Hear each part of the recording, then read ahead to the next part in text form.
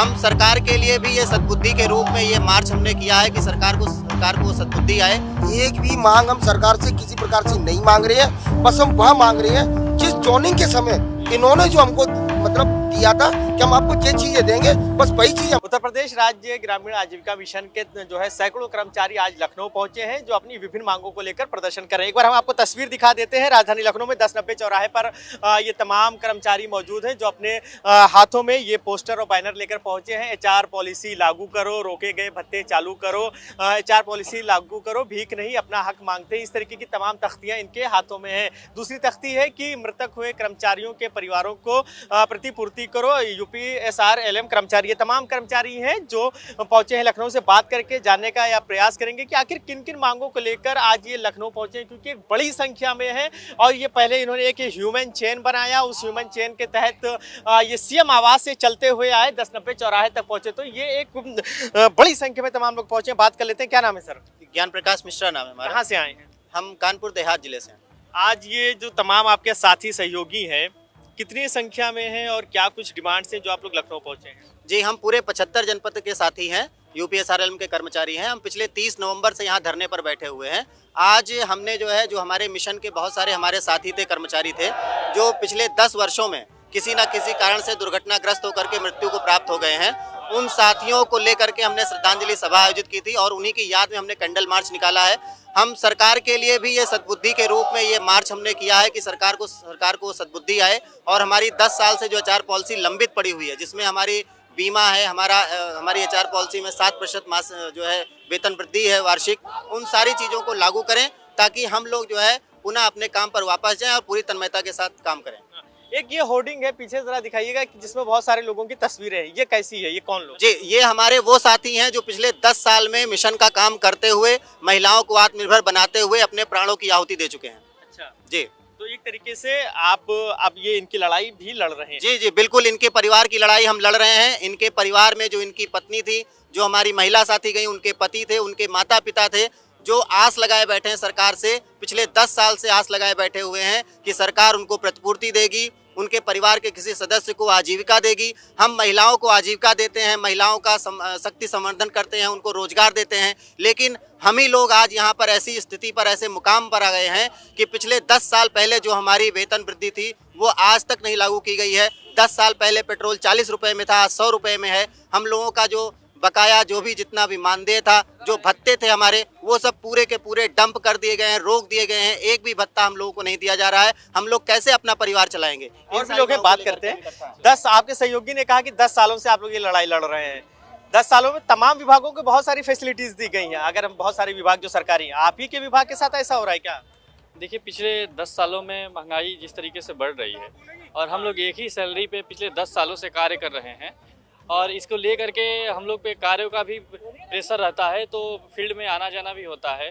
और उसके साथ हम लोग के साथ आए दिन दुर्घटना भी घटती है, जिसके लिए HR पॉलिसी में सरकार ने ऐसा कहा था, हमारे मिशन ने ये वादा किया था कि हम लोग आपको इस एडवर्टाइजमेंट के थ्रू रख रहे हैं और ये सारी फैसिलिटी आपको दी जाएगी। परंतु आज 10 साल बीत जाने के बाद भी उसमें से 80% 90% फैसिलिटी को हटा दी गई है या रोक दी गई है, जिसका लाभ हम लोग को प्राप्त होने से वंचित। फैसिलिटी मिलने के बजाय और कटौती हो रही है क्या? उल्टा गंगा बह रहा है? बिल्कुल बिल्कुल, जब उल्टी गंगा बह रही है जैसे? बिल्कुल एकदम उल्टी गंगा ही बह रही है। मैं बताना चाहूँगा, शुरुआत में 5 जनपदों को उन्होंने इंटेंसिव रूप में लिया था, उत्तर प्रदेश राज्य ग्रामीण आजीविका मिशन ने, और उन 5 जनपदों में जितने BMM साथी और डिस्ट्रिक्ट मिशन मैनेजर साथियों को रखा गया था, उन्हें पूर्णतः संविदा रूप में रखा गया था। जो विज्ञप्ति निकली थी उसमें पूर्णतः संविदा शब्द था। लेकिन जैसे ही स्टाफ की बढ़ोतरी हुई और कुछ समय बाद 2016 में उन्होंने चुपके से ठेका व्यवस्था को लागू कर दिया, और जो साथी उस विज्ञप्ति को देखकर अच्छे पैकेज बहुत बड़ी बड़ी कंपनियों को छोड़कर यहाँ आए थे, आज अपने आप को ठगा हुआ महसूस कर रहे हैं। और इन्होंने बोला था कि आपको ब्लॉक मिशन मैनेजर को 20,000 से लेकर 45,000 रुपये का हम ज्वाइनिंग कराएंगे, और डिस्ट्रिक्ट मिशन मैनेजर को 45,000 से 75,000 तक हम ज्वाइन कराएंगे। लेकिन उन्होंने न्यूनतम वेतन पर ज्वाइन कराया। उसके बाद इनको मिलने वाले जो अतिरिक्त लाभ थे, आपके FLTA के संबंध में मैं बताना चाहूँगा, लैपटॉप अलाउंस हमें मिलता था, मोबाइल का भत्ता मिलता था, सेल्फ लर्निंग मिलती थी, चिल्ड्रन एजुकेशन अलाउंस मिलता था। इस तरीके से लगभग 10-12 हज़ार रुपये के जो भत्ते हमें अतिरिक्त मिलते थे, हमारी सैलरी से अलग मिलने के कारण हम अपना जीवन यापन सुगमता से कर पा रहे थे। लेकिन जैसे जैसे साल आगे बढ़ी, उस समय क्या किया इन्होंने, उन भत्तों को भी धीरे धीरे रोक लगा दी। और समय के साथ जो एचआर पॉलिसी में सबसे बड़ा बिंदु है कि प्रति वर्ष 7% से 15% की जो इन्हें वृद्धि देनी थी, वो बिल्कुल ये खा गए हैं। 10 सालों की आप बात कर रहे हैं, इन 10 सालों में 2 अलग अलग सरकारें आई और गई। ये अधिकारियों की कमी है या सरकार की हिलाहवाली है? सरकार अपनी जगह सही है, सरकार का इसमें कोई फॉल्ट नहीं है। राष्ट्रीय ग्रामीण आजीविका मिशन नेशनल लेवल का प्रोग्राम है। ये प्रत्येक राज्य में अलग अलग नाम से चलता है। उत्तर प्रदेश में उत्तर प्रदेश राज्य ग्रामीण आजीविका मिशन के नाम से चलता है। उत्तर प्रदेश राज्य ग्रामीण आजीविका मिशन के जो आला अधिकारी उस समय से लेके अब तक जितने भी रहे, ये उनकी ना खिलाफी है, उनका कार्यप्रणाली ठीक नहीं है।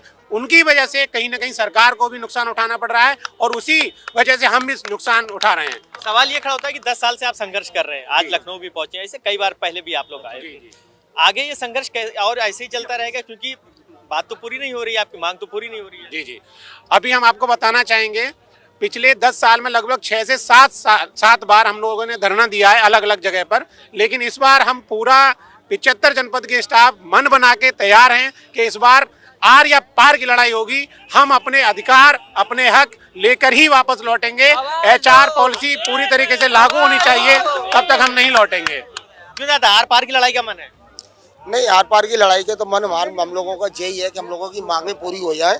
बस सरकार से एक सवाल छोटा सा करना चाहेंगे हम लोग, क्या 10 वर्षों में ऐसा कौन सा स्टाफ है, अगर उनके यहाँ पर भी अगर कोई नौकर होगा तो शायद उसका भी वेतन बढ़ गया होगा, पर हम लोगों का किसी प्रकार का जो वेतन था वो भी उन्होंने कट कर दिया। तो हम ये चाहते हैं कि, और मांगे हमारी कुछ नहीं है, एक भी मांग हम सरकार से किसी प्रकार से नहीं मांग रहे हैं।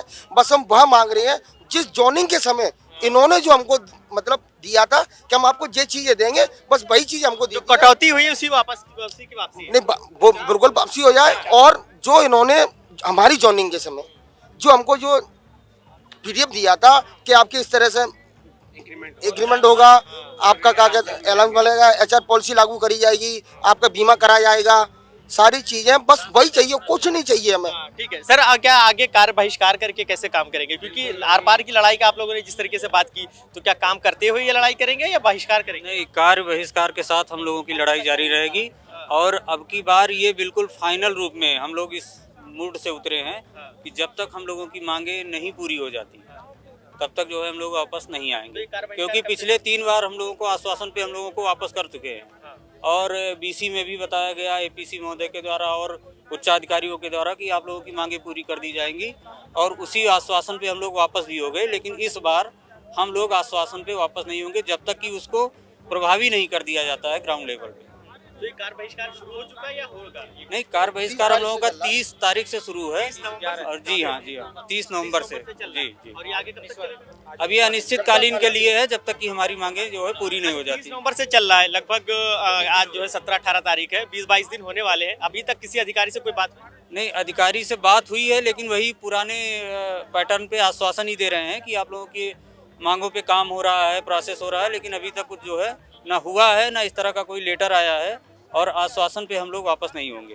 20-22 दिन से आप लोग का कार्य बहिष्कार चल रहा है, धरना भी दे रहे हैं, तो यही पैटर्न चलता रहेगा आपके धरने का भी, कि इसमें भी कुछ परिवर्तन होगा? नहीं, जैसे जैसे समय के साथ हम लोग बदलेंगे, क्योंकि जब तक उनके कान पे जू नहीं रहेंगी तब तक कोई असर नहीं आने वाला। क्योंकि इससे पूर्व भी बहुत सारे हम लोग धरना हड़ताल किए, लेकिन कोई फर्क नहीं पड़ा। और हमारा कुछ, ये सबसे बड़ी बात है कि चूंकि सरकार का हम काम कर रहे हैं, हम समाज के काम कर रहे हैं, जनता का काम कर रहे हैं, उनको फायदा हो रहा है इससे, लेकिन हमारा फायदा क्या? विगत 10 वर्षों से जो चीजें हो रही हैं वो चीजें नहीं लागू हो रही हैं। हमारा और नया तो डिमांड है नहीं कुछ। हम लोग बस यही कि जो हमें ज्वाइनिंग के समय मिलने के लिए बात हुई थी वही मिल जाए, हमें और कुछ नया मांगना चाहिए। महिलाएं भी जुड़ी हैं, उनसे बात कर लेते हैं। तमाम लोग प्रदर्शन कर रहे हैं। महिलाओं को लेकर तो सरकार बड़ी बातें करती है कि सबसे ज्यादा महिलाओं को सम्मान, रोजगार, और आप लोग यहाँ आज प्रदर्शन पे उतरे हैं, ये सरकार के खिलाफ क्यों? जी, सरकार के खिलाफ हम नहीं हैं। हम ये चाह रहे हैं कि हमारी जो चीजें हैं वो हमें मिल जाए। क्या चीज़? हमारी एचआर पॉलिसी जो थी वो लागू हो जाए, बाकी हमारे जो भत्ते रोक दिए गए हैं वो हो जाए। हमारे यहाँ पे इंश्योरेंस नहीं है, मेडिक्लेम नहीं है, जो भी ट्रांसफ़र पॉलिसी, कुछ हमारे बंधु भाई ऐसे हैं जो 500 किलोमीटर दूर से, सहारनपुर का आदमी अगर गाजीपुर में नौकरी कर रहा है तो उसके लिए बहुत मुश्किल हो जाता है सर्वाइव करना उसके परिवार के साथ में। अच्छा, बहुत सारी कटौती आपकी अभी बीच में हुई है, ये कितने सालों से आप लोग लड़ाई लड़ रहे हैं? उससे पहले ये मिलता था? ये 2.5 साल पहले रोका गया है। भत्ता जो हमारे 2.5 साल पहले कोविड आया है उसके बाद रोक दिया गया है, उसके पहले मिल रहा था। सर थोड़ा हम बोलना चाहेंगे। जी हाँ बताएं। सर सबसे पहले जब हम लोगों की नियुक्ति वगैरह हुई थी उसमें ट्रांसफर वगैरह था, एचआर पॉलिसी के तहत जितने भी भत्ते वगैरह थे, तो हम लोग इस टाइम पे 750 किलोमीटर दूर पड़े हुए हैं। अगर घर पे किसी की मृत्यु वगैरह भी हो जाती है तो हम लोग लास्ट में जब मिट्टी का जलाई जाती है हम लोग उसमें भी नहीं पहुंच पाते हैं। तो जी बिल्कुल, इन लोगों ने सबसे बड़ा छलावा किया हम लोगों के साथ में। जब इन लोगों ने भर्ती करी थी तो उस टाइम पे इन्हें पूरा मतलब 7% इंक्रीमेंट दिया था, और उसमें से क्या नाम बच्चों की फीस थी, लैपटॉप का था, अखबार का था, सब मिला के अच्छे तब व्यवस्थाएं थी। हमने उसके हिसाब से ज्वाइन किया था। तो राजधानी लखनऊ में आज उत्तर प्रदेश के 75 जनपदों से राष्ट्रीय जो रोजगार है आज का मिशन जो चलता है, इसके तमाम कर्मचारी लखनऊ पहुंचे हैं अपनी मांगों को लेकर। साफ तौर पे कहना है कि पिछले 3 सालों में, कुछ 5 सालों से और कुछ 10 सालों की बात कर रहे हैं कि तमाम भत्ते जो इनको मिलते थे, लैपटॉप्स मिलते थे, फोन बिल्स मिलते थे, इसके अलावा तमाम सुविधाएं मिलती थी, उन सबकी कटौती कर दी गई है। इनका कहना है कि समय के साथ जैसे सरकार को सुविधाएं बढ़ानी चाहिए तो इनके साथ उल्टा हो रहा है, इनकी सुविधाएं वापस ली जा रही। इसी को लेकर ये पिछले जो है नवंबर से 20 दिनों से ये कार्य बहिष्कार करके आंदोलन कर रहे हैं, प्रदर्शन कर रहे हैं। मांगे नहीं पूरी हुई तो आज इन्होंने सीएम आवास से जो है एक ह्यूमन चेन बनाया और 1090 चौराहे तक पहुंचे। साफ तौर पे कहना है जब तक मांगे नहीं पूरी होंगी कार्य बहिष्कार जारी रहेगा। देखने वाली बात काफी अहम है कि कब इनकी मांगे पूरी होंगी और कब ये अपने काम पर वापस लौटेंगे। वीडियो जर्नलिस्ट मिराज खान के साथ फरीदुल हसन, #भारत न्यूज़ लखनऊ।